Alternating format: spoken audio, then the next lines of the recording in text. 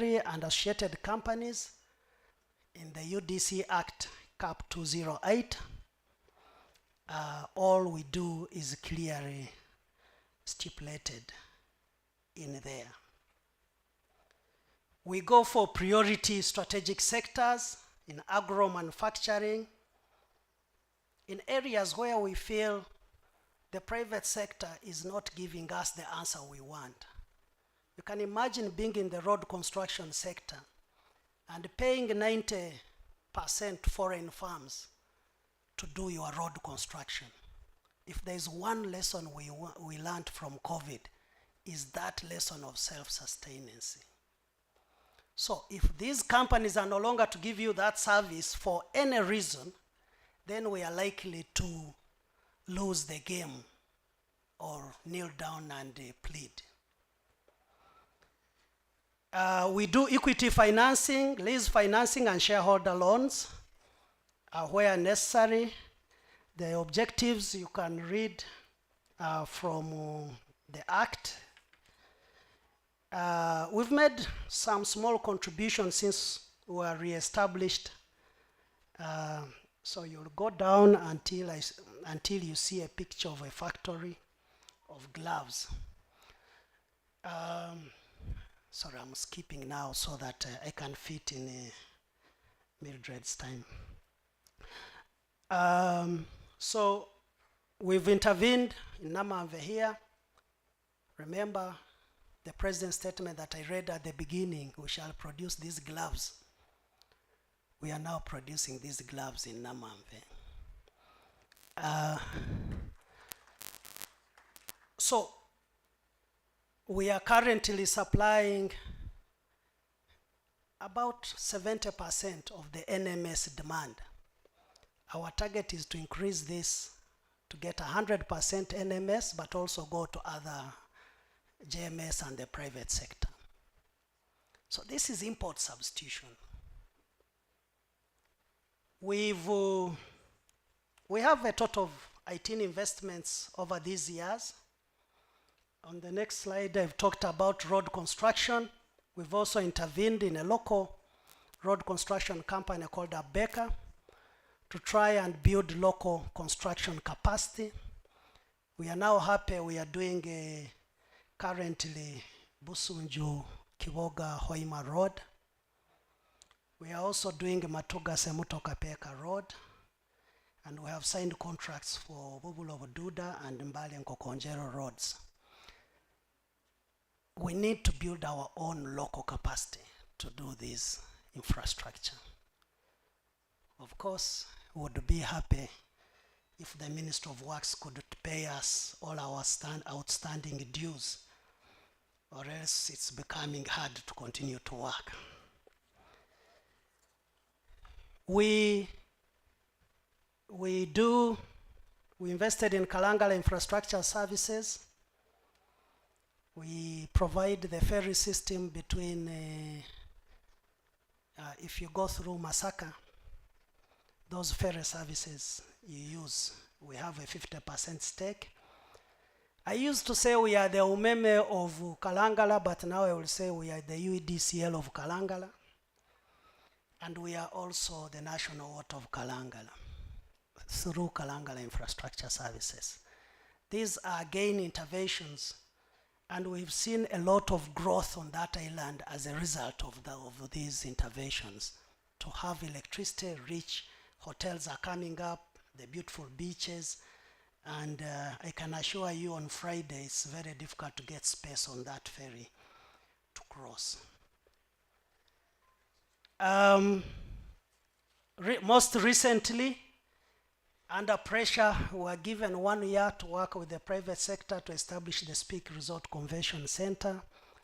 That time, the target was to host NAM, which was hosted.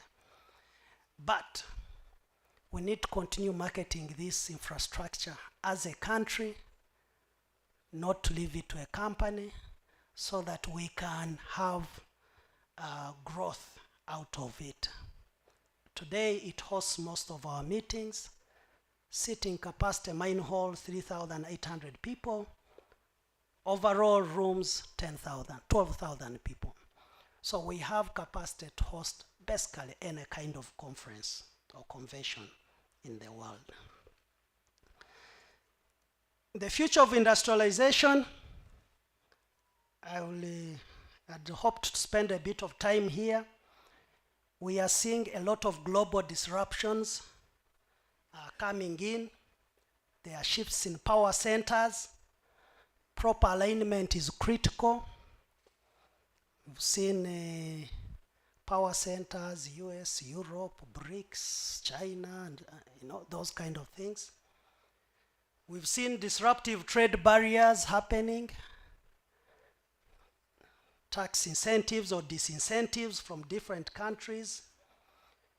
We've seen disruptions as a result of global AI investments. We are not investing enough in the technology that we should be. We've also seen disruptions as a result of climate change, the wars, the Russia, Ukraine, and so on. We must be alive to these because they have a direct impact on our logistics, how things move from here to the market, from there as our inputs, energy threats. We've seen cyber threats and so on. I always give an example that when Owen Falls Dam was constructed, if you were careful and when you're passing those bridges, you will see that there are army men who are armed and seated on the bridge. Today, attacking that bridge, you don't need to reach the bridge through cyber attacks. So a lot of disruptions are happening, and these are greatly affecting our industry here. A case in point is the collapse in demand for tea, especially from the Asian countries and Sudan and Egypt. This has seen the tea industry collapse. It's a story for another day. And so on and so forth. We need to do regional blocks. We need to reshape the way we do business. And this has been a core focus for the president since he came in. Today we have a 10-fold growth strategy. The president has guided that this country must grow by 10 times. And finance has picked up, the Minister of Finance has picked up this together with the National Planning Authority to increase the GDP 10-fold over the next 15 years. It's a tall order, but let's go for it. And throughout this process, the president highlights that's important. We do value addition. We add value to our commodities to be able to achieve the growth that is desired. On recommendation, I end. One, I've talked about strengthening national value chains from production to final products.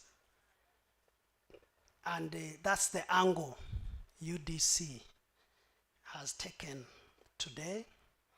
And I'm sure the private sector need to come. We work together on most of these value chains.